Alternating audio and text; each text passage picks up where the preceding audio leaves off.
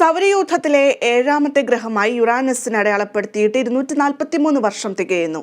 സൂര്യനിൽ നിന്നുള്ള ദൂരത്തെ അടിസ്ഥാനപ്പെടുത്തി 7ാം സ്ഥാനത്താണെങ്കിലും സൗരയൂഥത്തിലെ ഏറ്റവും വലിയ മൂന്നാമത്തെ ഗ്രഹമാണ് യുറാനസ്.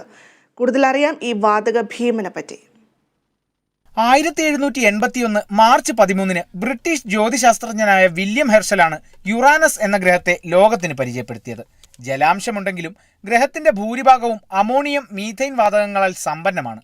അസ്ഥിരമായ ആവരണ പാളിക്കുള്ളിൽ പാറക്കെട്ടുകൾ നിറഞ്ഞ യുറാനസിന്റെ അന്തരീക്ഷത്തിൽ ഹൈഡ്രജൻ, ഹീലിയം വാതകങ്ങളുടെ സാന്നിധ്യവും കണ്ടെത്തിയിട്ടുണ്ട്.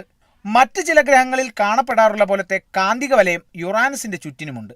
എന്നാൽ വലയത്തിന്റെ ഇരുണ്ട നിറം കാരണം ആഗിരണം ചെയ്യുന്നതിന്റെ 2% മാത്രമേ അത് പ്രതിഫലിപ്പിക്കാറുള്ളൂ.